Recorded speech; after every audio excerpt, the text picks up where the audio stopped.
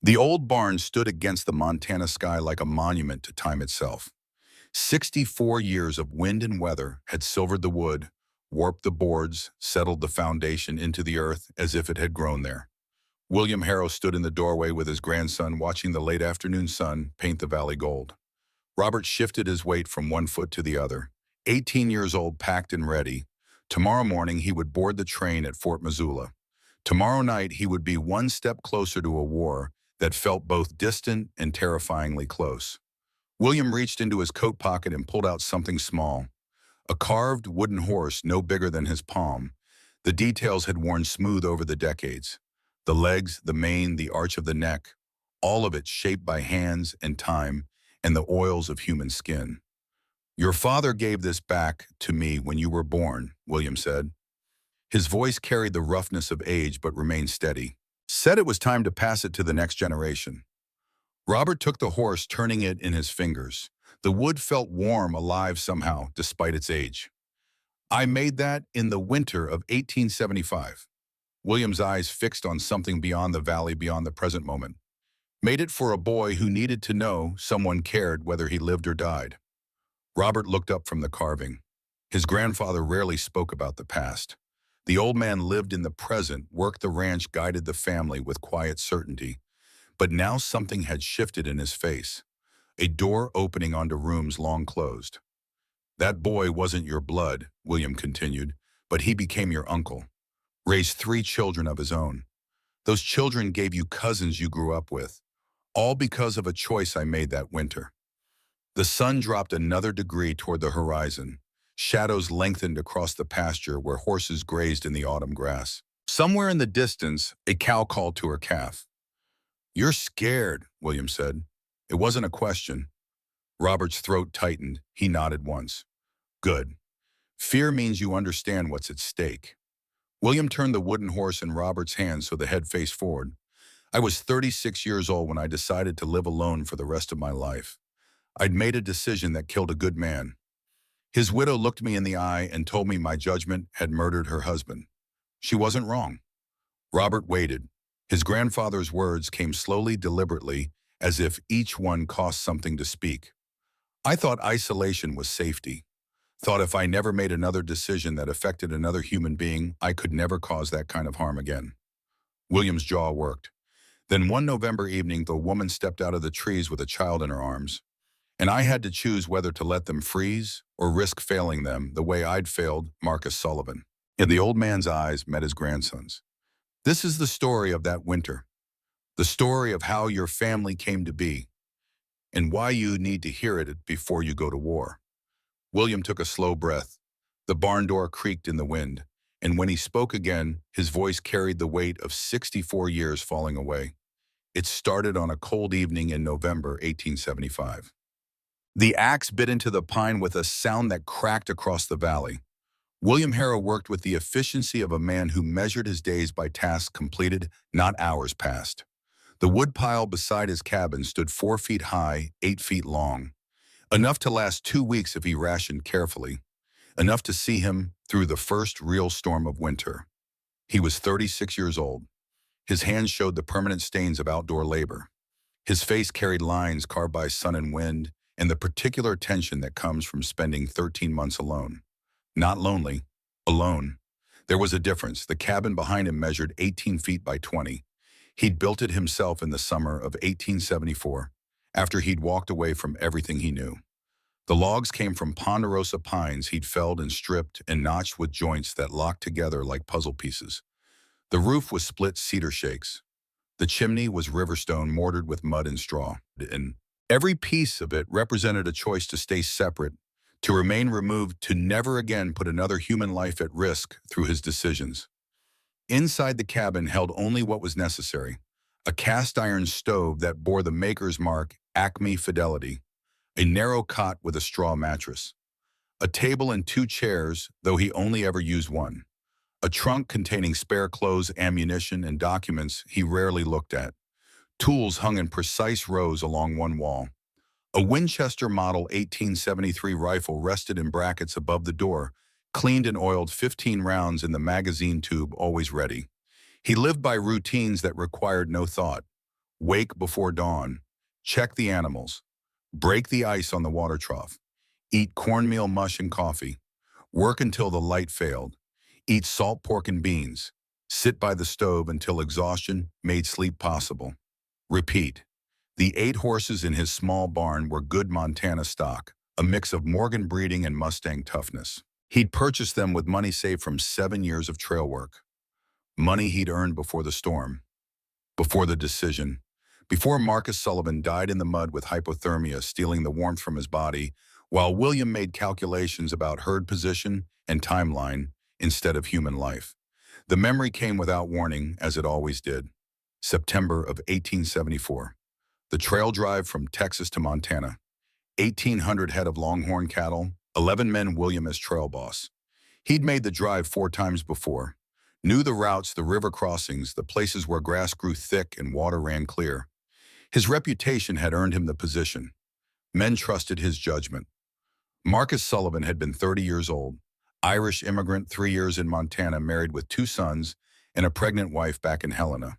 He'd hired on for the wages, $50 for 5 months of work. Enough to buy winter supplies and maybe some cloth for his wife to make a dress. The storm had built fast on the Wyoming high plains. William had seen the clouds, felt the temperature drop, watched the cattle grow restive. They were 12 miles from South Pass Creek. If they pushed hard, they could make it before the storm hit full force. Make camp with water and some shelter from the bluffs. Marcus had voiced concern. "Boss, those clouds look bad. Maybe we should hold here." William remembered his exact response. "We can make it. Mount up." Arrogance born of past success. Confidence that his judgment would prove correct again. The belief that he could read weather and terrain better than caution suggested. The storm hit 3 miles from the creek. Wind and rain and temperatures that plummeted 20 degrees in 30 minutes. Visibility dropped to nothing. The herd scattered. The men fought to keep themselves in the saddle, let alone keep the cattle together. Marcus's horse was a green Mustang, barely broken. Good in normal conditions, but prone to panic. When lightning cracked close enough to light the horse's eyes, the animal bolted, slipped on wet rock, went down hard with Marcus beneath it. William didn't see it happen. Didn't know Marcus was gone until they reached the creek 90 minutes later and counted heads. 11 men had started the day. 10 arrived at camp. They found Marcus 2 hours after that. Found him in a ravine, paralyzed from the waist down where his back had struck a boulder. Hypothermia had already set in. His lips were blue, his breathing shallow and irregular.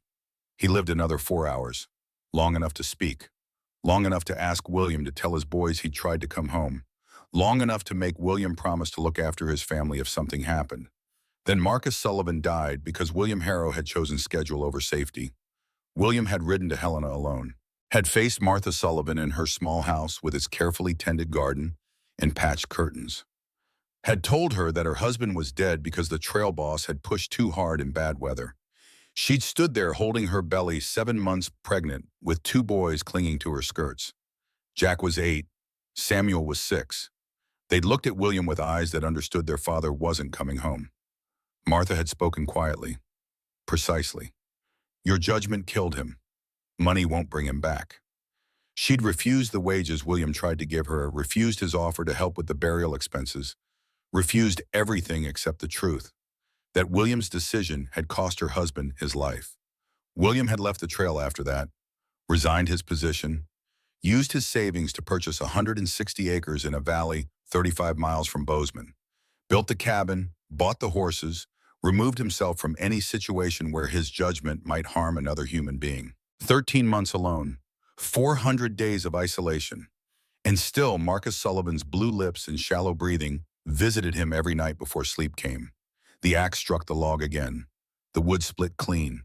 William bent to stack the pieces, hands moving through familiar motions, while his mind walked paths it had traveled 10,000 times. He straightened, stretching the tightness from his lower back. The temperature had dropped since morning. He could smell snow coming. Not tonight, but soon, maybe tomorrow. The kind of early winter storm that turned the mountains white and made travel impossible for days. He gathered an armload of split wood and turned toward the cabin. That's when he saw the movement. 200 yards out near the tree line where ponderosa pines clustered thick.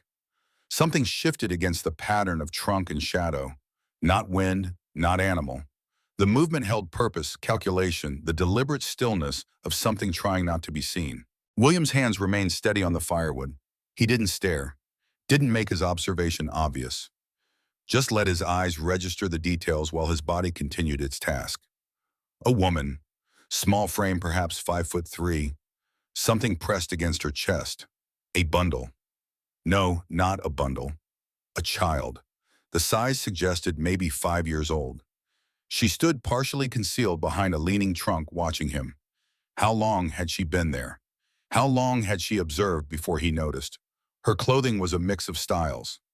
Leather leggings in the Lakota pattern, a cotton dress worn thin at the elbows, a blanket wrapped around her shoulders that might have been trading post wool. Her hair was long and dark loose around her face. The child didn't move, didn't make a sound. That stillness was wrong. Children that age fidgeted, shifted weight, made noise. This one pressed against its mother, like it had learned that survival depended on invisibility. William walked to the cabin, set the wood beside the door, straightened and looked directly at the tree line. The woman tensed. He could see it even at this distance. Her body preparing to run, to flee, to disappear back into the forest. He didn't call out. Experience from the trail had taught him that loud voices often frightened more than they communicated. Instead, he stepped away from the door, moved back 5 paces, opened the door wide so she could see inside. The stove, the simple furniture, the absence of threat. Then he turned and walked to the barn, left the door to his home standing open, left the choice to her. The barn smelled of hay and horse and leather. He checked the water trough, though he'd checked it that morning. Adjusted feed that didn't need adjusting. Gave her time to decide. When he emerged 15 minutes later, she was still there. She'd moved closer, maybe 50 yards from the cabin now. She'd stopped at the edge of the cleared ground, standing in the last of the daylight, like someone trying to cross a border that might disappear if she hesitated too long. William walked to the woodpile, gathered another armload, carried it inside the cabin and began building up the fire in the stove. He left the door open behind him. Not an invitation, just space. Room for her to choose. The stove took the kindling quickly. Flames licked up around the split pine, releasing the sharp smell of burning resin. He adjusted the damper to draw air properly, added larger pieces. The heat began to radiate outward, pushing back the cold that seeped through the walls. He heard her footsteps on the porch, soft, hesitant, the weight of someone who'd learned to move quietly. William moved to the far side of the room, stood near the window where he could see out but wasn't blocking her path to the door. Kept his hands visible, away from his body. She appeared in the doorway. Up close, he could see more. Her face showed the dust of long travel and the particular exhaustion that comes from fear sustained too long. Her eyes were dark and sharp, taking in every detail of the cabin in seconds, looking for weapons, for other people, for any sign that this was a trap. The child was a boy, 5 years old, maybe 6. His face was thin, cheekbones too prominent, malnutrition. His lips showed the cracks of dehydration.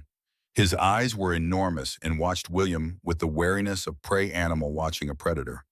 The boy's hand gripped his mother's dress with white-knuckled intensity. His other hand clutched a small carved figure, a horse, worn smooth with handling. William's throat tightened. Someone had made that for the boy. Someone who cared enough to shape wood into something a child could hold on to. The woman's breathing was shallow but controlled. She'd positioned herself between William and the child without seeming to move. Every muscle in her body was coiled, ready to run, ready to fight if running wasn't possible. William reached slowly for a folded blanket he kept on the trunk. Moved with deliberate care, making each action visible and predictable. Placed the blanket on the chair nearest the stove. Stepped back. She watched him without blinking. Read his movements the way someone reads text. Looking for lies, for manipulation, for violence waiting to reveal itself. He moved to the far corner, leaned against the wall, put distance between them. Minutes passed. The fire crackled. Wind brushed against the walls. Somewhere outside, one of the horses whinnied. The woman took one step inside, then another. The child moved with her, pressed against her side like they were one organism. She reached the chair. Her hand touched the blanket. felt the wool testing its quality, its warmth. Her fingers trembled, not from fear. From cold that had penetrated deep, the kind of cold that comes from days of exposure and insufficient shelter. She wrapped the blanket around the boy first. His small body disappeared into the fabric. Only his face remained visible, those enormous eyes still fixed on William. For the first time, the woman spoke. Her voice came out hoarse, unused. "We won't stay long." The words weren't asking permission, weren't expressing gratitude. They were establishing terms, setting boundaries, making clear that this was temporary, that she wouldn't become a burden, that she expected nothing beyond the warmth of one night. William nodded once, didn't speak yet, let her control the pace of this encounter. He moved to the small table where he kept supplies, measured cornmeal from a sack, added water from the bucket, mixed it with molasses and a pinch of salt, set the bowl on the stove to warm. The smell of cooking food changed something in the boy. William saw it. The child's body shifted slightly toward the scent, hunger breaking through the careful stillness. When the mush was ready, William placed it on the table with a spoon, stepped back to his corner, waited. The woman approached the table like someone approaching a snare. Checked the food, checked William, checked the door, making sure all her exits remained open. She took the bowl and carried it back to the chair by the stove, sat with the boy in her lap, fed him slowly, one careful spoonful at a time, each bite going to him, none to herself. William watched her discipline, her focus, the way she monitored every sound, every shift in the cabin while simultaneously caring for her child. This was a woman who'd survived through vigilance. Only after the boy had eaten did she take food for herself. William prepared another bowl without comment, placed it on the table, returned to his position. She ate standing up, never fully relaxing, never letting her guard settle. The boy fell asleep first. Real sleep, not the half-aware dozing of someone expecting danger. His breathing evened out. His hand loosened its grip on the wooden horse. His small body went limp in his mother's arms with the sudden, complete collapse that only exhausted children achieve. The woman's eyes welled. She blinked rapidly, refusing to let the tears fall. But William saw them, saw the relief that her child could sleep without fear, if only for one night. She stood and moved to the floor beside the stove, settling onto the blanket he'd given her. Positioned the boy on the warmth radiating from the cast iron. Kept herself between the child and William, still protecting, still vigilant. William pulled his bedroll from the trunk and laid it in the far corner, the farthest point from them, creating maximum distance. He lay down fully clothed, kept his boots on. The rifle remained above the door, but within reach if needed. The lamp burned low. Shadows moved across the ceiling. Outside, the wind picked up, the first edge of the storm touching the valley. William didn't sleep. He listened to the woman's breathing, heard how it remained quick and shallow for the first hour. Heard how she shifted position, often checking the boy, checking the door, maintaining awareness, even as exhaustion pulled at her. Sometime past midnight, her breathing finally deepened, sleep taking her, despite her will to remain alert. William watched the window, watched the darkness beyond the glass, and thought about choices, about Marcus Sullivan dying in the cold, about this woman and child who'd appeared from the forest with nowhere else to go, about responsibility and failure, and the fear of making another decision that would cost someone their life. The storm arrived before dawn, wind rattling the shutters, the first snow beginning to fall, and in the morning William Harrow would have to decide what to do about the two people sleeping by his stove. Dawn came gray and cold. William woke to the sound of snow hitting the windows, not the gentle fall of early season flurries.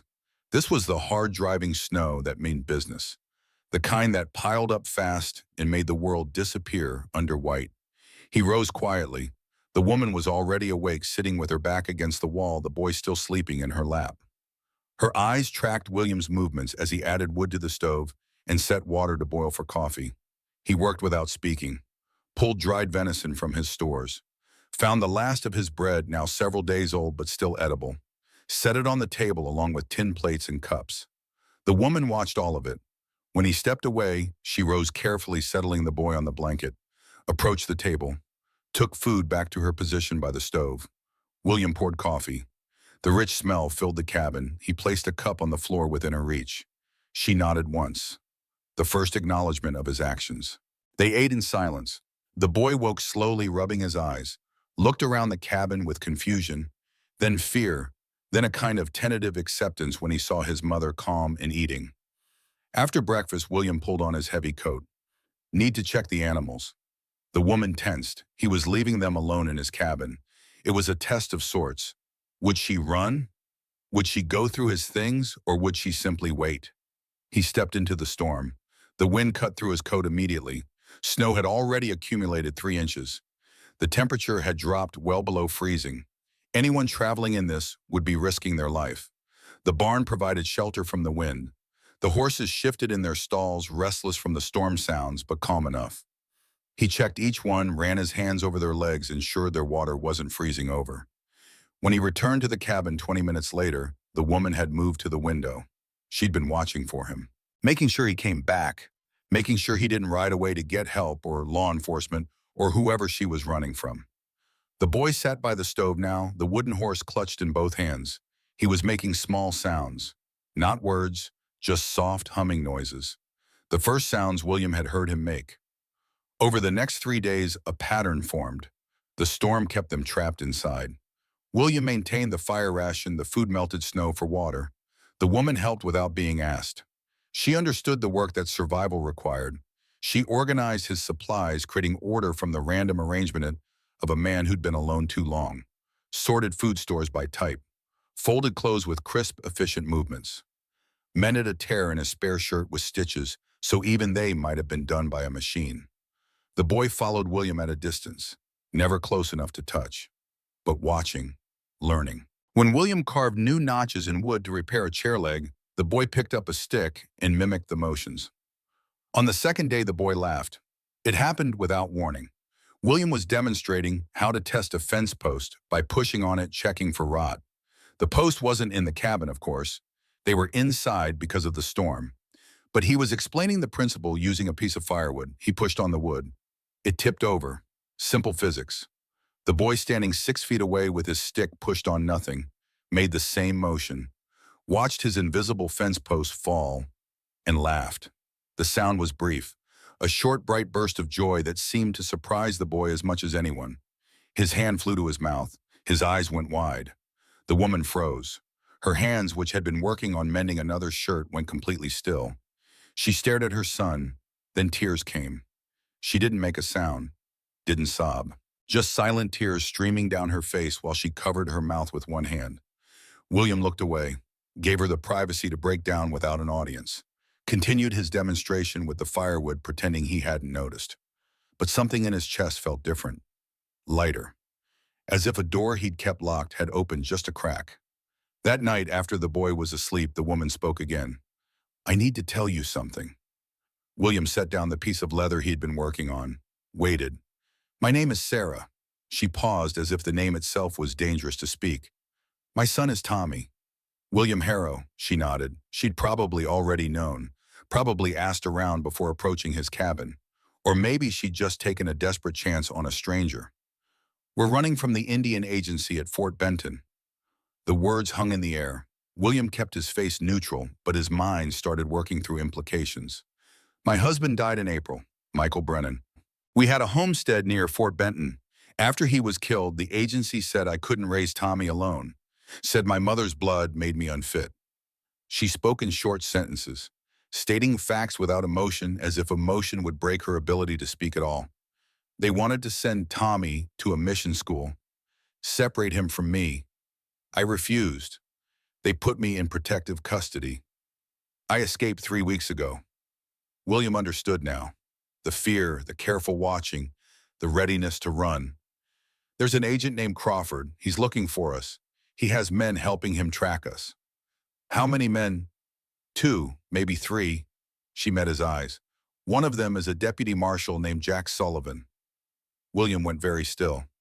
"You know him?" Sarah asked. "I know his father." William's voice came out rough. "Knew his father, Marcus Sullivan. He's dead." Sarah waited for more. "I was trail boss on a drive from Texas, September of '74. Storm came in fast. Marcus's horse went down. He died from the injuries and hypothermia. He didn't say the rest. Didn't say it was his fault. Didn't say Marcus's widow blamed him.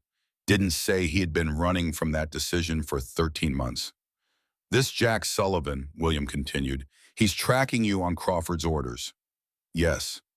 And if he finds you here, he'll take Tommy. Yes. William stood, walked to the window. The storm had eased slightly, but snow still fell, already a foot deep and more coming. How long do we have? I don't know. I've been careful with tracks, but they're good. Maybe a week, maybe less. William thought about Marcus Sullivan, about Jack Sullivan, who would be 31 now, about choices and consequences and the weight of responsibility, about a woman who'd lost her husband and was fighting to keep her son, about a boy who'd just laughed for the first time in months. There's a legal option, William said slowly. Montana territory recognizes common law marriage. If we married legally, Tommy would become my son under the law. Crawford couldn't take a citizen's child without proving abuse. Sarah stared at him. Why would you do that? You don't know us. Because it's right, because Crawford's abusing his authority. William turned from the window. And because Tommy called me Papa yesterday when he thought I couldn't hear him. Sarah's breath caught. He did. Half asleep, confused. But yes. They looked at each other across the cabin. Two people marked by loss, brought together by circumstance, facing a choice that would bind them legally if not emotionally. I'm not asking for rescue, Sarah said firmly. I can work. I can contribute. If we do this, it's partnership. Equal. Understood. And I won't pretend to feel things I don't. If this is just legal protection, I need to know that clearly. William considered the question. I don't know what this is, but I know Tommy needs protection. And I know I'm tired of running from responsibility. Sarah studied his face for a long moment, reading him the way she'd been reading him since she arrived, looking for laws for selfishness, for the hidden motives that men so often carried. Whatever she saw, it satisfied something. Then we have an agreement, she said. They shook hands across the space between them. A formal gesture. A contract sealed. Outside, the storm intensified again.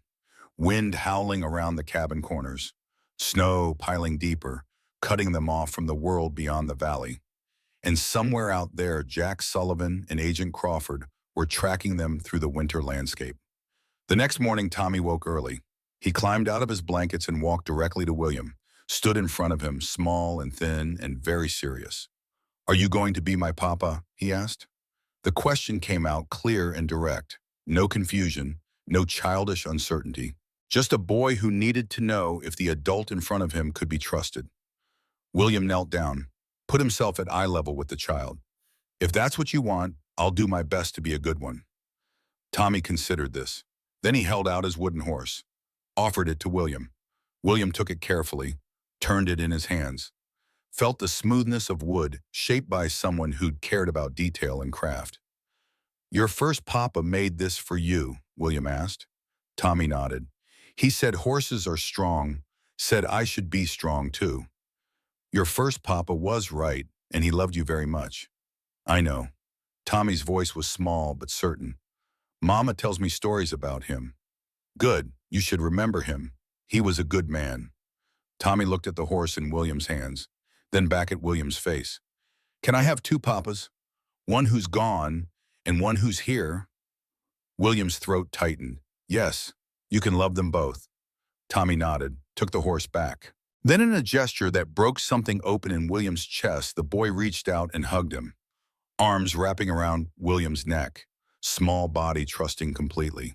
William hugged back, carefully, the way someone holds something precious and fragile. Sarah watched from across the room. When William looked at her, he saw tears on her face again. But this time she was smiling through them. The storm broke that afternoon. The sun emerged, turning the snow-covered valley into something bright and almost painful to look at. William ventured outside to clear paths to the barn and assess the damage. That's when he found the tracks. Boot prints, recent, maybe 6 hours old. Someone had approached the cabin during the night, stopped about 100 yards out, stood there for some time based on how the snow had been disturbed, then circled around to the barn. William followed the trail, found where the person had looked through gaps in the barn wall, counted the horses, assessed the supplies, then the tracks led away, back toward the south, toward Bozeman, Scout. Someone checking the cabin to see who lived here, reporting back to someone else. William returned to the cabin and found Sarah organizing supplies near the table. Tommy was playing with his carved animals on the floor, making soft sounds as he moved them through imaginary landscapes. "They've found us," William said quietly. Sarah's hands stilled. "How do you know it tracks? Someone was here during the night." Crawford, "Don't know, but someone's watching, which means they'll be back." Sarah's face went pale, but her voice remained steady. "When?" "Soon. Maybe tomorrow. Maybe tonight." She looked at Tommy, then back at William. "What do we do?" Before William could answer, they heard it. The sound of horses. Multiple riders approaching from the south. William moved to the window, counted 3 men. He recognized one of them immediately, even at a distance. Jack Sullivan, 31 years old now, taller than his father had been, riding with the confidence of someone who'd earned his authority. The other 2 men William didn't know. One was heavy-set, wearing the kind of coat that marked him as someone from an office rather than the frontier. The other was lean and weathered, a tracker by the look of him. "It's them," Sarah breathed. She'd moved to the window beside him. "Crawford's the heavy one. The tracker is Hayes." William's mind worked through options. Let them search and find nothing, deny everything. Run number or running wouldn't work. Not with a tracker like Hayes, not with winter coming on hard, which left confrontation. William turned to Sarah. "Get Tommy into the root cellar. Under the floor. Don't make a sound no matter what you hear." "William, now, quickly!" Sarah grabbed Tommy. The boy started to protest, but she covered his mouth with her hand, moved to the corner where William kept his root vegetables, pulled up the concealed trap door, disappeared into the darkness below with her son. William replaced the door, moved the table over it, scattered supplies on top to make it look undisturbed. Then he opened the cabin door and stepped outside to face the men who'd come to take away the family he'd just promised to protect. The 3 riders stopped 50 yards from the cabin. Steam rose from their horses in the cold air. The animals shifted weight, restless after the long ride through snow. William stood on his porch, hands visible and empty. He'd left the rifle inside. Taking it out now would only escalate what was already a dangerous situation. The heavy-set man in the office coat dismounted first. He moved with the stiffness of someone unused to long rides. His face was red from cold and exertion. When he spoke, his voice carried the sharp edge of bureaucratic authority. "William Harrow." "That's right. I'm Agent Thomas Crawford, Bureau of Indian Affairs. This is Deputy Marshal Jack Sullivan and Luther Hayes, contracted tracker." Crawford pulled papers from his coat. "We're looking for a woman named Sarah Brennan and her son Thomas. We have reason to believe they may be in this area." William's eyes moved to Jack Sullivan. The man sat his horse with the easy posture of someone born to the saddle. His face showed the same strong bones his father had carried, the same direct gaze. But where Marcus had been quick to smile, Jack's expression remained neutral, professional, giving nothing away. Their eyes met. William saw the recognition flash across Jack's face, saw the moment when Jack placed him, saw something complex move behind those eyes. Anger, maybe, or grief, or the weight of unfinished business between them. "Deputy Sullivan," William said quietly. "Harrow." Jack's voice was level. "Been some years." Crawford looked between them. "You 2 know each other." "We've met," Jack said. "Nothing more." Crawford turned back to William. "The woman and boy, have you seen them?" "I live alone, don't get many visitors." "That's not what I asked." "Then let me be clearer. There's no woman or child here. Just me and my horses." Crawford's face tightened. "Mr. Harrow, harboring agency wards is a federal offense. If you're lying, I can have you arrested." "By what authority?" William kept his voice calm. "This is Montana territory. You'd need territorial approval for any arrest on private land. I have federal authority for matters concerning Indian affairs. Sarah Brennan is the widow of an Irish settler. Legal marriage. That makes her and her son citizens, not agency wards." Crawford's eyes narrowed. "You seem to know a lot about someone you claim you haven't seen." William cursed himself internally. He'd said too much, revealed knowledge he shouldn't have. Jack spoke up. "Mr. Harrow has a point about jurisdiction, Crawford. We'd need proper documentation to search a private residence." "We have probable cause," Crawford shot back. "Hayes tracked them to this area." Luther Hayes, the tracker, had been silent until now. He dismounted slowly, studying the ground around the cabin with the focused attention of someone who read stories in disturbed snow and broken twigs. He walked a slow circle around the cleared area, knelt near the porch, stood and moved toward the barn. William watched him carefully. Hayes was good, very good. He'd see the second set of boot prints, the smaller ones. The tracks that showed someone lighter and shorter had been moving between cabin and barn for days. Hayes completed his circuit and returned to Crawford. Spoke quietly, but William caught most of it. Two people living here, maybe three, smaller prints, woman-sized, and child prints near the door. Crawford's face lit with vindication. There, probable cause. We're searching the cabin. Jack dismounted, moved to stand between Crawford and the porch. Let me talk to him first. Deputy, give me 5 minutes. Jack's tone made it clear he wasn't asking permission. Crawford's jaw worked, but he nodded, stepped back toward his horse. Jack approached William, climbed the porch steps slowly. When he was close enough that the others couldn't hear, he spoke in a low voice. My father died because of your decision. William nodded. I know. Spent a lot of years angry about that. You have every right. Jack studied William's face. But I also spent a lot of years learning what my father tried to teach me, about judgment, about decisions made in bad circumstances. He paused, looked back at Crawford, then at William again. He said a man makes the best decision he can with what he knows at the time. Sometimes it goes wrong, but if his heart was right, you forgive him. William's throat tightened. I'm not here to settle old scores, Harrow, but I am here to do a job. Jack's voice remained quiet. Crawford wants that boy in a mission school. Says it's for his own good. But I've seen those schools, seen what happens to children there. Then why are you helping him? Because I'm a lawman, and until a judge says different, Crawford has authority over agency matters. Jack glanced toward the cabin door. But if there were another way, a legal way, I wouldn't stand in the path of it. William absorbed the meaning behind the words. Jack was offering something. Room to maneuver. Time to find a solution. How long do I have? Crawford wants to search now. I can slow him down for maybe an hour. After that, if he finds them, I have to take them in. That's the law. And if he doesn't find them, Jack's eyes held William's. Then I'd suggest whoever he's looking for should find a way to change their legal status before we come back. Because we will come back. With proper territorial warrants next time. He turned and walked back down the steps. Spoke to Crawford in a normal voice. Place looks clear to me, just one man living alone. But if you want to search anyway, we need to do it by the book. No breaking property, no destroying his possessions. Crawford pushed past him toward the cabin. Jack and Hayes followed.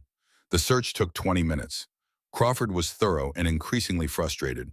He tore through William's meager possessions, opened the trunk, checked under the bed, examined every corner of the single-room cabin.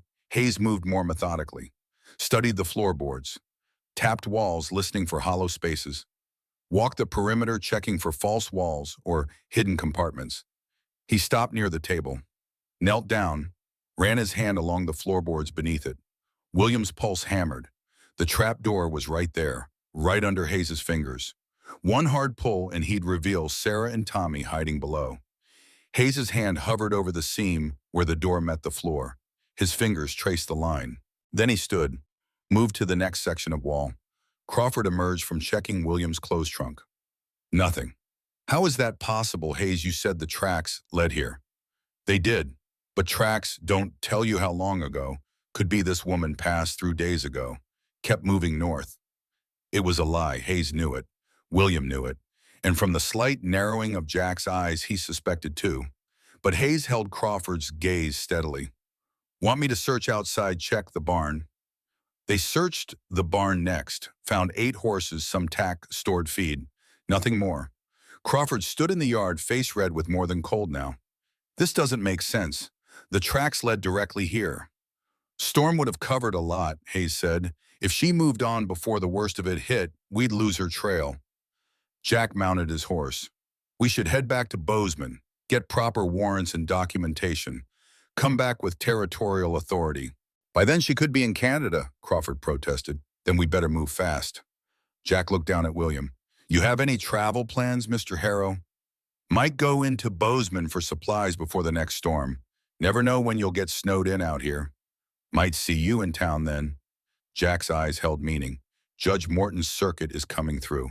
He'll be available to handle legal matters.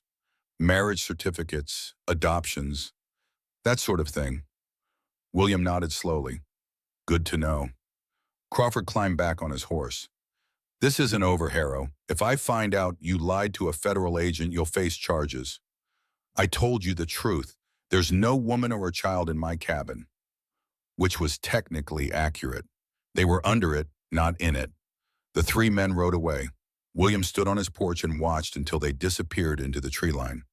Then he waited another 30 minutes, making sure they weren't circling back, making sure this wasn't a trap to catch him revealing the hiding place. Finally, he went inside, moved the table, opened the trap door. Sarah climbed out first, face pale. Tommy came after, tears streaking his cheeks. The boy had been silent, the whole time, hand clamped over his own mouth, knowing that one sound could destroy them. As soon as he was free, Tommy ran to William, wrapped his arms around William's legs and held on. "Papa," the boy whispered, "don't let them take me." William lifted Tommy, held the shaking child against his chest. "I won't, I promise." Sarah stood unsteadily. Her legs had cramped from being still so long in the confined space. "What happens now?" "We go to Bozeman, get married legally, make Tommy my son under the law. Crawford can't touch him then. They'll be watching for us, following. Then we leave tonight before they can set up surveillance." Sarah looked at her son in William's arms, looked at the man who'd just lied to federal agents to protect them, who'd made promises he might not be able to keep. "Why are you doing this?" Her voice carried genuine confusion. "You could have handed us over, stayed safe." William thought about Marcus Sullivan, about 13 months of isolation, about the choice to protect his decision-making ability by avoiding all decisions, about Tommy calling him Papa. "Because I've spent over a year running from responsibility, and I'm tired of it." He met her eyes. "Because you and Tommy matter, and Crawford's wrong. That's reason enough." The storm returned that night, harder than before. Snow fell so thick that visibility dropped to arm's length. Wind screamed around the cabin corners. The temperature plummeted below zero. No one could travel in this, not William and Sarah, but also not Crawford and his men. They were trapped, all of them, the storm making its own decisions about what would happen next. 3 days. That's how long the blizzard lasted. 3 days of being confined to the small cabin. 3 people learning to exist in close quarters, learning each other's rhythms and habits and the small accommodations that make shared space bearable. The first day was careful, polite, everyone moving through this space with exaggerated consideration. Sarah and Tommy staying near the stove, William working on equipment maintenance at the table. Minimal conversation, maximum distance within the limited room. Tommy played quietly with his wooden horse, made small sounds but no words. Watched William with the focused attention of a child trying to understand the adult who would shape his future. Sarah mended clothes, organized supplies, did the work of managing a household without making it seem like she was taking over William's space. William kept the fire perfect, maintained the exact temperature that kept the cabin warm, but didn't waste wood. He'd lived alone long enough to have the process down to a science. Every piece of split pine calculated, every adjustment to the damper timed precisely. But now he was aware of the others watching, learning his methods, Sarah especially. She absorbed information the way dry ground absorbs rain, watched how he checked the draft, how he positioned logs for maximum burn, how he used small kindling to restart flames that threatened to die. By the second morning, she was helping without being asked, handing him the right size wood before he reached for it, adjusting the damper when she saw the flames getting too high or too low. "You worked at a trading post," William said. Not a question, a statement based on observation. "For 6 years, before Michael and I married." Sarah placed another log on the fire. "Learned to read, weather, manage inventory, keep accounts. The trader said I was better at organization than most of his white employees." "I believe it." She glanced at him. "That doesn't bother you that I'm good at things white women aren't supposed to know? Why would it being good at things is useful?" Such a simple statement. But Sarah's expression softened. She'd spent years being told her competence was suspicious, that a woman with Indian blood couldn't possibly understand business or weather or the things that white society claimed as exclusively theirs. William just accepted it as fact, saw the skills and valued them without questioning their source. Tommy approached while they worked, stood between them, watching the fire. "Can I help?" His voice was quiet but clear.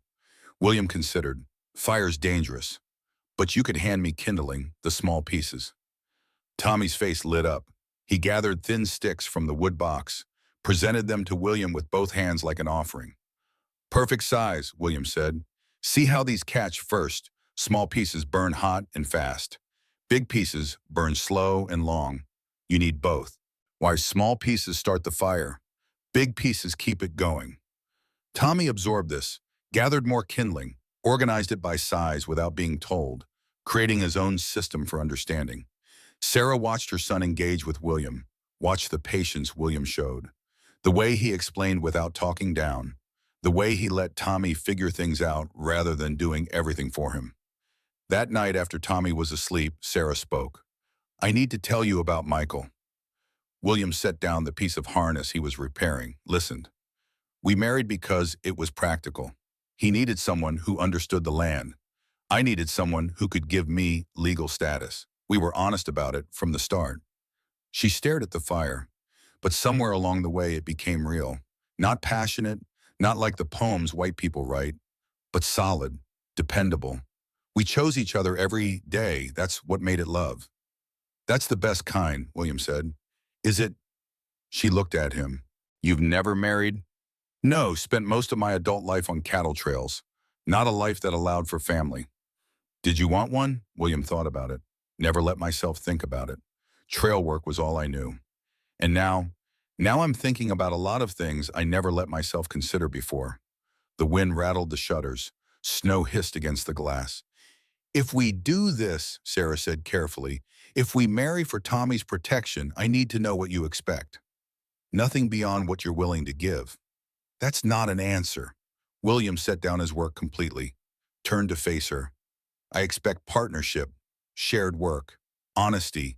Beyond that, I don't know. We'd be building something new, making rules as we go. And if it doesn't work, if we can't live together, then we figure that out when it happens. But for now, Tommy needs protection. That's what matters most." Sarah nodded slowly. "I can agree to that." They sat in silence. The fire crackled. Tommy's breathing stayed deep and even in sleep. "Jack Sullivan gave us a chance," William said. "He could have arrested me for lying to Crawford, could have torn this place apart until he found you. But he gave us time." "Why would he do that?" "Because his father taught him about mercy, even though I'm the reason his father's dead." Sarah's eyes widened slightly. "You killed his father."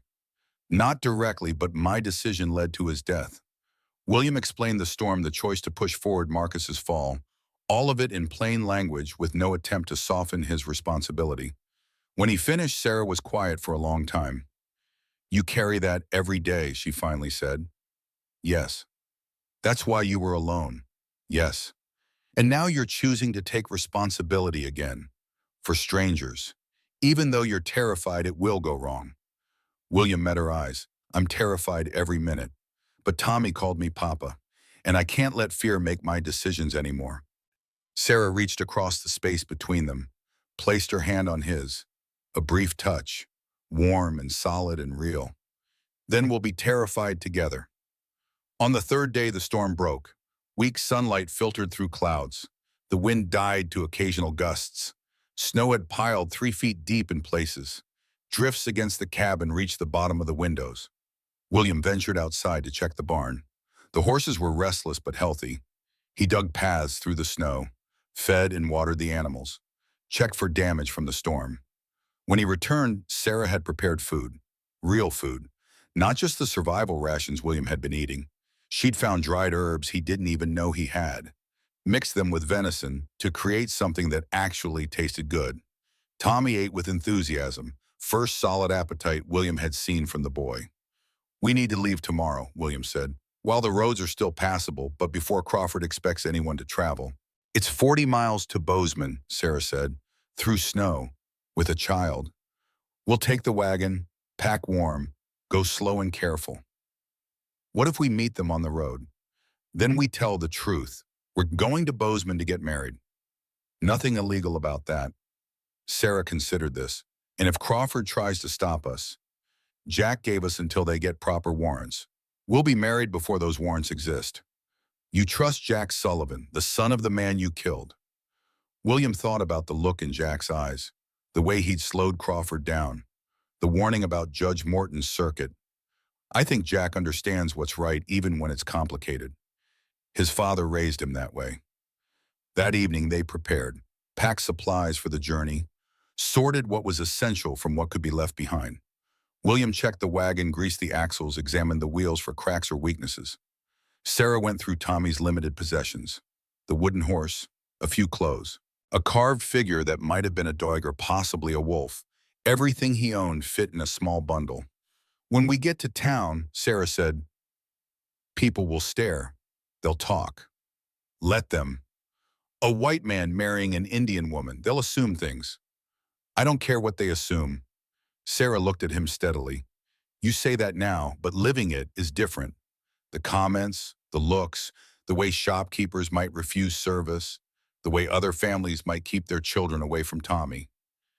Then we'll find better shopkeepers, better families. It's not that simple. It is to me. William met her eyes. I'm not doing this to make friends in Bozeman. I'm doing it because it's right. The rest doesn't matter. Tommy appeared between them. Are we leaving tomorrow? William said. We're going to town. Going to make you officially my son. Will they try to take me? William knelt down, put his hands on Tommy's shoulders. I won't let that happen. Neither will your mother. We're a family now. Families protect each other.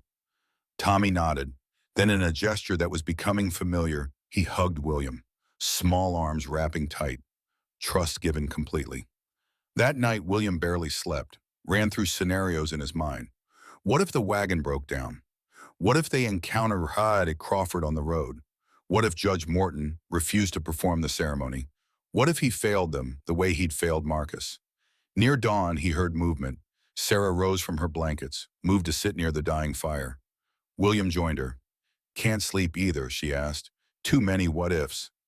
Me too. She stared at the embers. What if this doesn't work? What if Crawford finds a way to take Tommy anyway? Then we fight harder. And if we lose, William didn't have an easy answer. Then at least we'll know we tried, that we didn't just accept it. Sarah turned to look at him. Her face in the dim light showed exhaustion and fear and something else. Determination, maybe. Or the beginnings of trust. Michael was a good man, she said quietly. But he was also easy, content. He wanted a simple life and was happy with what he had. She paused. You're not like that. You push, you question, you take responsibility even when it terrifies you. I don't know if that's a compliment. It is. She smiled slightly. Because Tommy and I need someone who won't just accept the world as it is. We need someone who will fight for what should be. I'll fight, William promised, whatever it takes. They sat together in the pre-dawn darkness, two people bound by necessity and shared fear and the fragile hope that they might build something real from desperate circumstances. When the sun rose, they loaded the wagon. The journey to Bozeman took 2 days. It should have taken one, but snow made the roads treacherous. The wagon moved slowly, wheels cutting through drifts, horses straining against the weight. William drove. Sarah sat beside him with Tommy bundled between them. The boy watched the landscape pass with wide eyes. He'd spent months hiding confined moving, only at night. Now he saw mountains and forests and open skying. It's big, Tommy said. Yes, it is, William agreed. Are there bad men out here? Some, but also good men and good women. The world has both. Tommy considered this. Which kind are you? The question caught William off guard. I try to be good, but I've made bad choices, so maybe I'm both. Mama says everybody makes mistakes, says what matters is fixing them. Your mama's smart. They stopped for the night at a line shack William knew, a small shelter used by cattlemen during roundups. It was empty this time of year. Cold but solid, protected from wind. They made camp inside, built a small fire, ate cold rations because they didn't want smoke attracting attention. Tommy fell asleep quickly, exhausted from the day. Sarah and William sat awake, taking turns keeping watch. Near midnight, William heard something. A horse, maybe two. Moving through the trees nearby, he signaled Sarah to silence, picked up his rifle, moved to the door. A voice called out from the darkness. "It's Jack Sullivan. Don't shoot." William opened the door cautiously. Jack emerged from the tree line alone, his horse breathing hard. "What are you doing here?" William asked. Jack dismounted. "Came to warn you. Crawford figured out you lied. He's got 3 more men. They're watching the roads into Bozeman." William's jaw tightened. "How did you know we'd be here?" "Because it's the smart route, and you're smart enough to use it." Jack glanced toward the shack. "The woman and boy inside?" "Yes," Jack nodded. "Good. Listen carefully. Crawford will have men at both main approaches to town, but there's a third way, through Miller's property to the east. Rough terrain, but his land connects to Bozeman's south side." "Why are you helping us?" Jack's face was hard to read in the darkness. "Because my father taught me that law and justice aren't always the same thing. Crawford's got law on his side, but you've got justice," he paused. "And because that boy deserves better than Fort Shaw School. Your father was a good man." "He was, and he'd want me to do this." Jack remounted. "Take Miller's route. Judge Morton's at the Silver Hotel through tomorrow. Get to him before Crawford does." "Jack, thank you." "Don't thank me. Just make sure that boy has a good life. Make sure my father's death led to something better than more death." Jack turned his horse. "And Harrow, we're even now, you and me. What happened to my father, that was tragedy. But what you're doing now, that's redemption. Don't waste it." He rode back into the darkness. William returned to the shack. Sarah was awake watching him. "Who was that, Jack Sullivan?" "He gave us a route around Crawford's surveillance." "Why would he do that?" "Because his father raised him right, even though I killed his father." Sarah studied William's face. "You've carried that guilt for over a year, but Jack just gave you absolution. Can you accept it?" William thought about Marcus Sullivan, about the storm and the decision and the weight he'd carried every day since. "I don't know," he said honestly, "but I can try." They reached Bozeman the next afternoon, came in through Miller's property like Jack had suggested. The old rancher waved them through without questions. Some frontier courtesies still held. The town was bigger than William remembered. 600 people now, more buildings, more noise. The sound of civilization after months of isolation. People stared as they passed. A white man, an Indian woman, a mixed blood child. Not common, not completely rare either, but notable enough to draw attention. William drove straight to the Silver Hotel, tied the horses, and helped Sarah and Tommy down. "Wait here," he said. "No." Sarah's voice was firm. "We do this together." They entered the hotel together. The clerk behind the desk looked up. His eyes moved from William to Sarah to Tommy. Something dismissive flickered across his face. "We're looking for Judge Morton," William said. "Judge is busy." "This is important." "I'm sure it is." The clerk's tone suggested otherwise. "But the judge doesn't see people without appointments." William felt anger rising, started to argue, but Sarah placed a hand on his arm, stepped forward. "Please inform Judge Morton that we need to discuss a legal marriage and adoption. We have documentation and witnesses ready. If he's too busy, we'll wait, but we will see him." Her voice carried authority, not aggressive, just certain, the voice of someone who expected to be taken seriously. The clerk reconsidered. "Wait here." He disappeared up the stairs, returned 5 minutes later. "Judge will see you. Room 4. They climbed the stairs. Tommy stayed close to Sarah, nervous in the unfamiliar environment. Judge Morton was 62 years old, transplanted from Kansas. He'd brought law to Montana territory through sheer force of will and a reputation for fairness that transcended politics. He looked up from papers when they entered, studied them each in turn. "I'm William Harrow. This is Sarah Brennan and her son Tommy. We'd like to get married." Judge Morton's eyebrows rose. "You have documentation?" Sarah produced papers from her bag. Marriage certificate to Michael Brennan, Tommy's birth record, her own identification. The judge examined each carefully. "Mrs. Brennan, you're recently widowed." 7 months. "And you wish to remarry already?" "For legal protection of my son." From what Agent Crawford of the Indian Affairs Bureau, He wants to place Tommy in a mission school, separate him from me. Judge Morton's expression hardened slightly. Does Crawford have legal grounds? He claims my blood makes me unfit, but I was legally married to a U.S. citizen. My son is therefore a citizen. Crawford's authority shouldn't apply. And if you marry Mr. Harrow, then Tommy becomes Mr. Harrow's legal son, removing any ambiguity. The judge turned to William. Why are you doing this? It was the same question everyone asked. William gave the same answer. Because it's right. Because Tommy deserves protection. And because Crawford is abusing his authority. That's a political stance, Mr. Harrow. It's a human stance.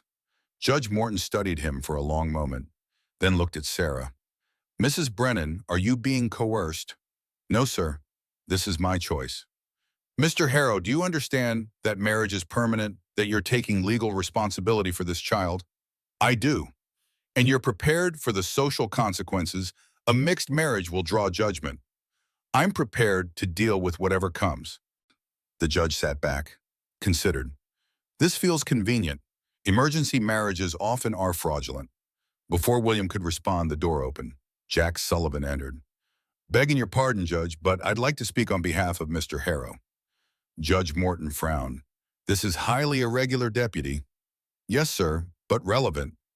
Jack moved into the room. I'm Jack Sullivan. My father was Marcus Sullivan. He died in 1874 due to Mr. Harrow's error in judgment during a storm. The room went very quiet. Mr. Harrow has carried that guilt ever since, removed himself from society, lived in isolation rather than risk harming anyone else. Jack's voice was steady. But when Mrs. Brennan and her son needed help, he chose to act despite his fear, chose responsibility over safety. He looked at William. If the man who killed my father can stand witness for me, I'd say his commitment is genuine. Judge Morton's expression shifted. You're willing to stand witness? Yes, sir, I've tracked Mrs. Brennan for Agent Crawford. I've seen her care for her son. I've seen Mr. Harrow's character. This marriage may be convenient, but it's also legitimate. The judge turned to Tommy. Son, do you want Mr. Harrow to be your father? Tommy nodded. He's already my papa. The paper just makes it official. Something in the judge's face softened. He looked at the three of them. A white man carrying guilt, an Indian woman fighting for her child, a mixed blood boy who'd found safety in unlikely circumstances. I'll perform the ceremony, Judge Morton said, but understand that I'll be watching. If I learn this was a fraud, I'll annul it and charge you both. It's not a fraud, Sarah said quietly. It's survival, and maybe something more. William reached for her hand. She took it. The ceremony was brief, 5 minutes of legal language. Do you take this woman? Do you take this man? By the authority vested in me. When it was done, Judge Morton prepared the documents. Marriage certificate dated November 29, 1875. Adoption papers making Thomas Brennan into Thomas Harrow. Jack signed as witness. So did the hotel clerk who'd been summoned. They were finishing when heavy footsteps sounded in the hall. The door burst open. Crawford stood there, red-faced and furious. 2 men flanked him. I have a federal warrant for the arrest of Sarah Brennan and seizure of Thomas Brennan as agency ward. Judge Morton stood. You're too late, Agent Crawford. Mrs. Brennan is now Mrs. Harrow, and Thomas is the legal son of William Harrow, U.S. citizen. Crawford's face went purple. This is a fraud, a sham marriage. Can you prove it? It's obvious. Obviousness is not evidence. The judge gathered the papers. You have no grounds to take the child, and if you try, you'll face charges for interfering with a citizen's family. This isn't over. Crawford's voice shook with rage. I'll appeal to federal authorities. Do so. Until then, you're done here. Luther Hayes appeared in the doorway behind Crawford. The tracker's face showed something almost like satisfaction. Crawford, Hayes said quietly, I'm done. Won't track for you anymore. What? You told me we were rescuing a boy from an unfit mother, but I've watched her. She's capable, loving. You just want to steal land. He turned to Judge Morton. Why, Crawford has a business partner waiting to buy the Brennan homestead cheap once it's declared abandoned. That's what this is really about. The judge's expression went cold. Is this true, Crawford? Crawford's silence was answer enough. "Get out of my hotel," Judge Morton said, "and out of my town. If I see you harassing this family again, I'll have Deputy Sullivan arrest you." Crawford left shaking with rage. Hayes tipped his hat to Sarah and followed. When they were gone, the room exhaled. Tommy looked up at William. "Are we safe now?" William lifted the boy. "Yes, we're safe." Sarah's eyes were wet. "Thank you, all of you." Judge Morton smiled. "Welcome to Bozeman, Mrs. Harrow. May your marriage bring you both happiness." They left the hotel as the sun set. A family now, legal and legitimate and protected by law. As they loaded the wagon, Jack approached one more time. "Harrow, one more thing." William turned. "There's someone who wants to meet you, tomorrow morning, at the cemetery." Jack's face was serious. "My father's widow. She heard what happened. She wants to talk." William's stomach dropped. "Martha?" "Yes, she'll be at his grave at 9. Jack paused. "Don't worry, she's not angry, she's proud." He walked away before William could ask what that meant. The cemetery sat on a hill overlooking Bozeman. 30 graves marked by wooden crosses and simple stones. The newer ones still showed raw earth. The older ones had grass growing over them, nature reclaiming what had been disturbed. William stood at the base of the hill. He'd left Sarah and Tommy at the hotel with instructions to wait for him. This was something he needed to do alone. 9 in the morning, the air was cold and still. His breath formed clouds that dissipated slowly. His hands felt numb, and not just from the temperature. He climbed the hill with heavy steps, each one bringing him closer to a conversation he'd spent 13 months dreading. Martha Sullivan stood beside a wooden cross. The inscription was simple: Marcus Sullivan, 1844 to 1874, beloved husband and father. She looked older than William remembered. Grief had carved lines around her eyes and mouth. Her dress was worn but clean, her hair pulled back in a practical bun. She held the hand of a boy about 11 years old. Jack's son William realized. Marcus's grandson. Another boy stood on her other side. Maybe 9 years old, Samuel the younger son. They all watched William approach. He stopped 10 feet away, couldn't make himself get closer. Martha studied him for a long moment. Her face showed no obvious anger, no hatred, just something tired and complicated. "Jack said you needed to meet me," William managed. His voice came out rough. "I needed to meet you," Martha corrected. "There's a difference." William waited. "After Marcus died, I spent months angry. At the storm, at you most of all." She looked at the grave. "You made a decision that killed my husband, that cost my sons their father, that left me alone and pregnant and terrified. I know, I'm sorry isn't enough, but I am." "No, sorry isn't enough." Martha's voice was steady. "But Jack told me what happened yesterday. Told me you married a woman to protect her son from Crawford. Told me you're taking responsibility for a child who isn't your blood." She looked at William directly. Marcus would have done the same thing. He believed children should be protected. All children, not just his own. William's throat tightened. "I can't forgive you for the decision you made," Martha continued. "That wound is too deep. But I can acknowledge what you're doing now. You're choosing to be responsible. You're choosing to build instead of hide. I hid for 13 months. And now you're not hiding." She glanced at her sons. "Boys, this is William Harrow. He was your father's trail boss. He made a bad decision that cost your father his life." Both boys stiffened. The older one, Jack's son, looked at William with guarded eyes. "But he's also a man who's trying to do better," Martha continued. "Who's protecting a child the way your father would have wanted children protected. That doesn't erase what happened, but it matters."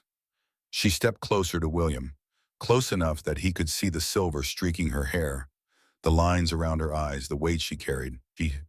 "I'm going to stand witness for your marriage if anyone questions it. Not because I forgive you, but because that boy Tommy, he deserves a father who will choose to stay, who will choose responsibility over comfort." "Martha, I don't deserve that." "No, you don't." Her voice was firm but not cruel. "But that little boy deserves it. And Marcus would want me to choose the child's welfare over my own anger." She reached into her pocket and pulled out something small, a carved wooden horse, similar to the one Tommy carried, worn smooth with age and handling. "Marcus made this for Jack when he was 5. before we came to Montana. She pressed it into William's hand. Give this to Tommy. Tell him it's from a man who believed fathers should protect their sons. All sons. William stared at the carving, his vision blurred. Don't waste this chance, Harrow. Martha's voice softened slightly. Marcus died because you chose wrong. But you can choose right now, every day, for that boy and his mother. Make Marcus's death mean something. How? By being the man you should have been that day, careful, thoughtful, putting others before your own convenience. She looked at her sons. These boys grew up without a father. Don't let Tommy grow up the same way. Stay. Choose them. Every single day. William could only nod. Words wouldn't come. Martha turned back to the grave. I need a few minutes alone with Marcus. You should go. Your family is waiting for you. Your family. Two words that hit like a physical blow. William started down the hill, stopped halfway and turned back. Martha, thank you. She didn't turn around, just raised one hand in acknowledgement. William walked back to town with the wooden horse clutched in his hand. When he reached the hotel, Sarah was sitting in the lobby with Tommy beside her. The boy was drawing on paper the hotel clerk had given him. Simple sketches of horses and mountains and what might have been a family. Tommy looked up, saw William's face. What's wrong, Papa? William knelt down, showed him the carved horse. A man named Marcus Sullivan made this for his son. His wife wants you to have it. Tommy took the horse carefully, turned it in his small hands. Why? Because Marcus believed fathers should protect their sons, and she wants you to remember that you're protected now. Tommy looked at his own carved horse, then at the new one, held them together. Two horses from two different fathers brought together by circumstance and choice. I'll keep them both safe, Tommy said seriously. Sarah stood. Her eyes were red. She'd been crying. What did Martha say? That I need to choose you and Tommy every day. That I can't waste this chance. Sarah touched his arm. Can you do that? Choose us every day. William thought about Marcus's grave, about Martha's lined face, about Tommy holding two carved horses like they were precious beyond measure. Yes, I can do that. They spent one more night in Bozeman, purchased supplies they'd need for winter, fabric for Sarah to make new clothes, food staples, ammunition, warm blankets. The stares continued, the whispers. William heard some of the comments. White man with a squaw. That boy's a half-breed. Shame. Good-looking man could do better. Sarah heard them too. Her face remained neutral, but William saw how her shoulders tightened, how she moved closer to Tommy, how she prepared to defend her son from words as much as actions. In the general store, the owner Klaus Schultz watched them carefully. German immigrant. Built his business through hard work and fair dealing. His wife Emma stood behind the counter, sharp-eyed and practical. You need help, Klaus asked. Supplies for winter, William said. Flour, salt, coffee, sugar. Klaus nodded, started gathering items. Emma came around the counter. You're the ones who got married yesterday, she said to Sarah. Not a question. A statement of fact. Yes, ma'am. Emma studied Sarah's face, then Tommy's, then William's. Judge Morton spoke well of you, said you were honest folk doing right by a child. We're trying, Sarah said quietly. Trying is enough. Emma smiled. My husband and I came here with nothing. People looked down on us because we spoke German, because we were different. We understand what it's like. She pulled fabric from a shelf. Blue wool, good quality. For the boy, he needs a warm coat. And you, Mrs. Harrow, you need a proper winter dress. This will do. We didn't ask for that, Sarah said. I know, but I'm giving it. Emma's voice was firm but kind. Welcome to Bozeman. Come back when you need more supplies. You'll always be welcome here. It was a small kindness, but after the stares and whispers, it felt enormous. They left town the next morning, the wagon loaded with supplies and hope in the fragile beginning of community acceptance. The journey home took a full day. The roads had frozen hard overnight. The wagon moved faster than it had coming in. Tommy sat between his parents, chattering about everything he'd seen in town. The buildings, the people, the bugs running in the street. William and Sarah rode mostly in silence, but it was comfortable silence now. The silence of two people who'd stopped performing for each other and started simply existing together. When the cabin came into view, Sarah exhaled. Home, she said softly. William glanced at her. She'd called it home. Not his cabin, not a temporary shelter. Home. Yes, he agreed. Home. The next week settled into routine. December brought heavy snows and temperatures that dropped below zero. William and Sarah worked together to winterize the cabin, stuffed gaps with moss and cloth, banked snow against the north wall for extra insulation, made sure the wood pile stayed ahead of their consumption. Tommy thrived. The fear that had marked his first weeks gradually faded. He talked constantly now, asked endless questions, followed William everywhere. William taught him practical skills: how to tell if ice on the water trough was safe to break, how to read animal tracks in snow, how to sharpen a knife properly, how to care for leather so it didn't crack in the cold. Tommy absorbed everything, took notes in his own mind, creating pictures and symbols to remember lessons. Sarah transformed the cabin, not drastically. William's essential organization remained, but she added touches that made it feel lived in. Curtains on the windows, dried herbs hanging from the rafters, a rug sheet woven from scraps near the stove. She also took over the cooking. William had survived on functional food. Sarah created meals that actually tasted good, used the herbs she knew from her mother's teaching, combined them with Irish recipes Michael had taught her. The result was something uniquely hers. One evening, William came in from checking the horses to find the cabin filled with the smell of stew. Real stew, with vegetables and meat and seasoning that made his mouth water. That smells incredible, he said. Sarah smiled. A real smile, not polite, not careful, just pleased. Michael taught me his mother's recipe, but I added sage and wild onion. Makes it better. They ate together at the table, Tommy between them. The boy ate with enthusiasm, then asked to be excused to play with his horses by the fire. Sarah and William lingered over coffee, the comfortable silence returning. I need to ask you something, Sarah said. William waited. The room you cleared for us, Tommy and me, we're still using it separately. I wanted to give you privacy, let you have your own space.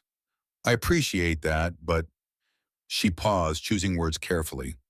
If this marriage is going to be real, not just legal, eventually we need to share space. Share a life, all of it. William's heart rate picked up. Are you ready for that? I think so, but I need to know what you want. What did he want? William had spent so long avoiding to wanting anything that the question felt foreign. But sitting across from this woman who'd organized his chaos and cooked him meals and taught his son and filled his empty cabin with life, he knew the answer. I want this to be real, he said. I want to build a life with you, not just keep you safe, actually build something together. Sarah's face softened. Then we should start acting like a real family, which means sharing a room, sharing a bed, sharing everything. Are you sure? Michael and I started as practical partners. The love came later, with time, with shared work, with choosing each other every day. She met his eyes. I'm choosing you, William. Every day. The question is whether you're choosing me. I am. No hesitation, no doubt. I'm choosing you. Sarah stood, extended her hand. Then come to bed, our bed, and let's start building this life properly. William took her hand, let her lead him to the room that had been hers and Tommy's. That would now be theirs. Tommy was already asleep by the fire, wrapped in blankets, the two carved horses tucked under his arm. Their wedding night came weeks after their wedding, but it came at the right time, when they were ready, when it meant something beyond legal protection. The winter deepened, Christmas came and went. They celebrated with a meal and simple gifts. William carved Tommy a whole herd of horses. Sarah made William a shirt from the blue wool Emma Schultz had given them. Tommy drew pictures for both of them, simple but heartfelt. January brought a crisis. Tommy woke one morning burning with fever. His breathing was labored, his skin flushed and hot. Sarah's training kicked in immediately. She prepared herb teas, created steam from boiling water to help him breathe, kept him warm, but not too warm, monitored his temperature constantly. William felt helpless, watched his wife work, watched his son struggle, remembered that bad decisions led to death. That responsibility meant failure was always possible. What if he doesn't get better? William asked on the second night. Then we deal with it. Sarah's voice was steady even though exhaustion lined her face. But giving up helps no one. We fight for him. Together. I don't know how to help. Keep the fire perfect. Melt snow for fresh water. Hold him when he's scared. That's helping. William did those things. Small tasks that felt inadequate. But Sarah was right. Tommy would wake from fever dreams and reach for him, would calm when William held him, would sleep better with both parents near. On the third day the fever broke, Tommy's temperature dropped, his breathing eased. He opened his eyes and asked for food. Sarah cried, actually cried, let the tears fall without trying to hide them. William held them both, his wife and his son, his family, and felt gratitude so intense it was almost painful. Thank you, he said to Sarah. For what? For knowing what to do, for not giving up, for being strong enough for all of us. Sarah looked at him. That's what partners do. Sometimes you're strong, sometimes I'm strong. We take turns. Tommy recovered fully over the next week. The experience changed something in William some, made him realize that responsibility didn't always mean failure, that sometimes making the right choices and working hard was enough. That night, after Tommy was asleep, Sarah had news. I'm pregnant. William stared at her. You're sure? Yes, maybe 2 months along. Baby should come in September or October. William's emotions were complicated. Joy, fear, hope, terror. Are you happy? Sarah asked. I'm terrified. Me too, but also happy. Tommy will have a sibling, a brother or sister born into safety. She placed her hand on her still flat belly. This child will never know running, will never know hiding, will only know home. William placed his hand over hers. We'll make sure of that. The spring brought newest challenges and new blessings. The snow melted gradually. The creek swelled with runoff. The valley turned green and alive. William began expanding the cabin, adding another room for the coming baby, working long hours with Sarah, helping when she could. Tommy handed tools and helped in the way 5-year-olds help, mostly by asking questions and getting underfoot. In April, a letter arrived, delivered by a rider who'd stopped at the cabin on his way through the territory. It was from the Helena Land Office, about Sarah's original homestead claim near Fort Benton. Agent Crawford had filed a challenge, claimed the land was abandoned and should revert to federal control. Sarah read the letter twice. Her face went pale. That land has Michael's grave on it, she said quietly. I can't let Crawford take it. Then we fight for it, William said. What do we need to do? Appear at a hearing in Helena, May 15th. Prove we haven't abandoned the claim. Prove we intend to maintain it. Can you travel with the baby? I'm only 4 months along. I'll manage. They made the journey in late April, 240 miles on rough roads. It took 8 days. They camped along the way. Tommy thought it was an adventure.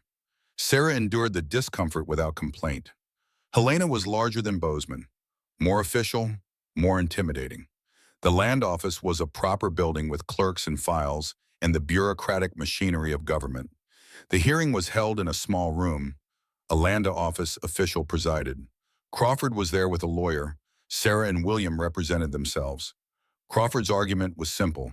Sarah had abandoned the claim, hadn't been there in months. Therefore, it should be opened for proper settlement. William countered. Mrs. Harrow fled for her life after her husband was murdered. She was being pursued by Agent Crawford, who wanted to forcibly separate her from her son. She maintained her intention to return, as evidenced by letters to the Fort Benton postmaster. He produced the letters Sarah had written, evidence of her continued interest in the property. The lawyer tried to argue that a woman of mixed blood couldn't properly manage land anyway. William stood. Mrs. Harrow is married to a U.S. citizen. That's me. I'm willing to work both properties. Hire help if needed. The land won't be abandoned. You can't possibly manage property 200 miles apart, the lawyer said. I can in summer, and I'll hire a caretaker for winter. The point is, the claim is maintained. Mrs. Harrow hasn't abandoned it. She was driven away by your client's abuse of authority. At that moment, the door opened. Jack Sullivan entered. Sorry to interrupt, Jack said, but I have evidence relevant to this case. The official frowned. What evidence? Jack placed documents on the table. Investigation records from the raid that killed Michael Brennan. The raiders were caught and tried. They testified that Crawford's business partner had hired them to drive settlers off valuable land. Silence filled the room. Agent Crawford knew about this, Jack continued. He's been using his authority to clear land for his partner's profit. Sarah Brennan's claim is valuable. Good water, good soil. Crawford wanted it empty so his partner could buy it cheap. Crawford's face went purple. That's slander. It's documented fact. Jack remained calm. I can provide witness testimony if needed. The official studied the documents, looked at Crawford, looked at Sarah and William. Mrs. Harrow, your claim is upheld. You have 6 months to establish regular presence on the land or assign a legal proxy. He turned to Crawford. And you, agent, are under investigation for corruption. Get out of my office. They won. The land was safe. Michael's grave was protected. Outside the building, William thanked Jack again. Why do you keep helping us? William asked. Jack looked at him steadily. Because my father taught me that law should serve justice, not the other way around. And because you're doing right by that boy. That matters more than old grudges. They shook hands. Jack rode away. William suspected they'd meet again. The territory was small enough that paths crossed frequently. The journey home was lighter. Sarah talked about developing Michael's land, about planting wheat and running cattle, about hiring seasonal help, about building something that would last. That land will be Tommy's inheritance, she said. And this new baby's, both of them, equal shares, something real they can build on. William thought about that, about legacy, about building something that outlasted individual lives. We're creating a family, he said, not just you and me and the children, but something bigger, something that will keep growing. Sarah smiled. Yes, that's exactly what we're doing. Summer was good to them. The expanded cabin took shape. The valley grass grew thick. The horses thrived. Tommy learned to ride properly. Sarah's belly grew round and obvious. In June, they made another trip to Bozeman for supplies. The Schultz family greeted them warmly. Emma fussed over Sarah's pregnancy, offered advice and old remedies. Other townspeople were mixed, some friendly, some cold, but enough friendly that William and Sarah felt they were building connections, creating a place in the community. Judge Morton stopped William on the street. How's married life, Harrow? Good, sir, very good. The judge smiled. I'm glad. You proved me wrong. I thought your marriage might be a sham, but I've heard good reports. You're building something real. We're trying. That's all any of us can do. Keep trying. The baby came in early November. A boy. Strong and healthy and loud. Sarah's labor was long but manageable. Emma Schultz came to help, having made the journey specifically to be there for the birth. William waited outside, nervous and useless. Tommy stayed with him, equally nervous. Is Mama going to be okay? Tommy asked. Yes, this is normal. Babies take time. Was I this much trouble? Probably more. William smiled.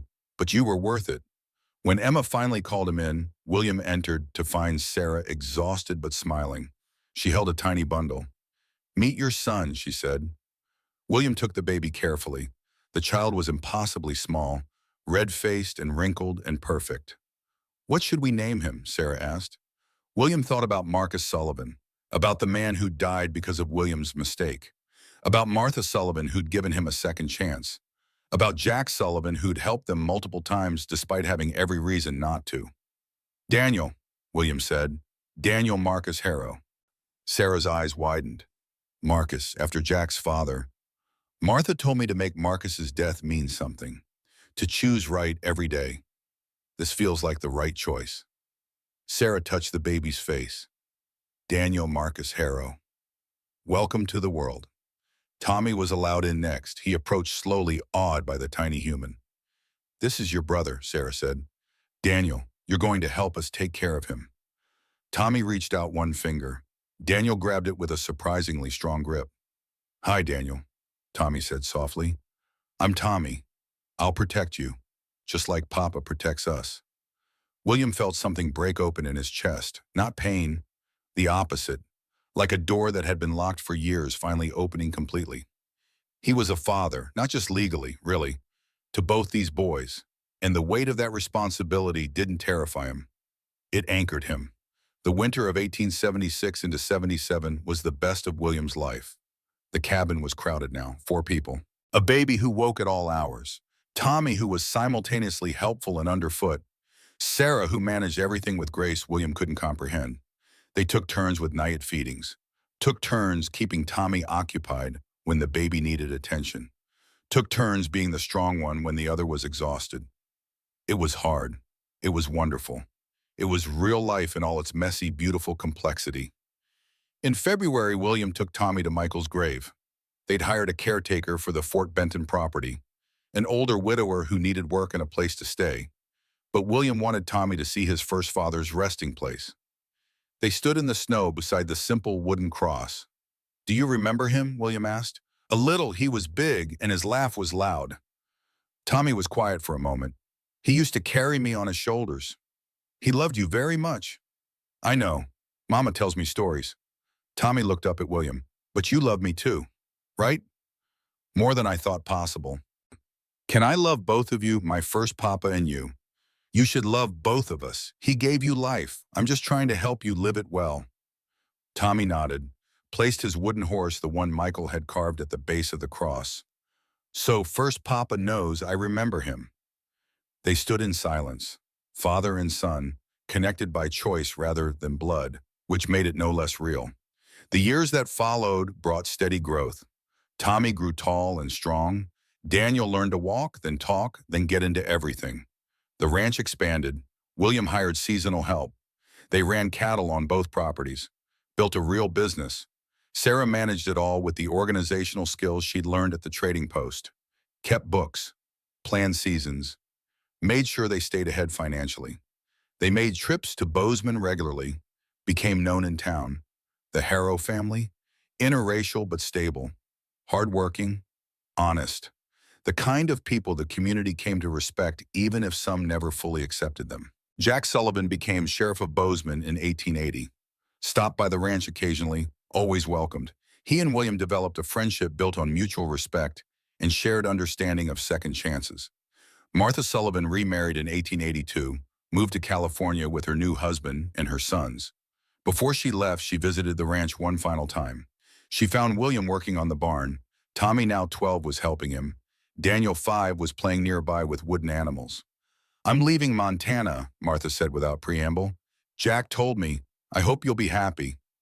Martha watched Tommy work, watched how William taught him with patience, watched how Tommy called him Papa without hesitation. "You did it," she said quietly. "You made Marcus's death mean something. You took responsibility. You built a good life. I had help. We all need help." She turned to face him fully. "I want you to know that I've let go of the anger. I forgive you, William. Completely. You've earned it." William felt tears start, blinked them back. "Thank you. That means more than I can say." Martha smiled. "Be happy. Keep choosing them every day. That's enough." She left.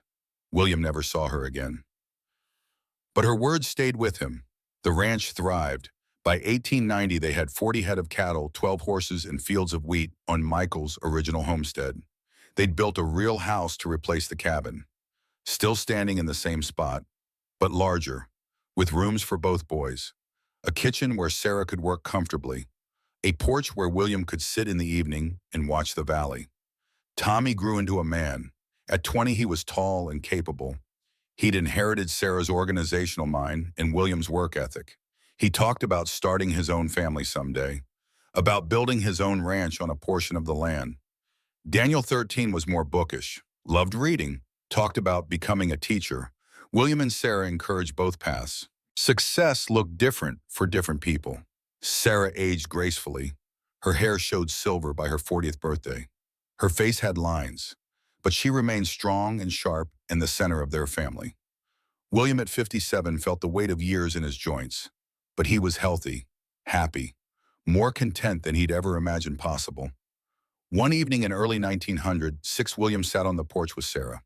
They'd just celebrated their 30th anniversary, 30 years since that rushed ceremony in Judge Morton's hotel room, 30 years of choosing each other every day. "Did you ever think we'd make it this long?" Sarah asked. "Honestly, no. I thought I'd fail you somehow, make a bad decision that would destroy everything. But you didn't. I got lucky. And I had you to keep me steady. Sarah took his hand. We kept each other steady. That's how partnerships work. They sat in comfortable silence, the sun setting over the valley they'd made their own.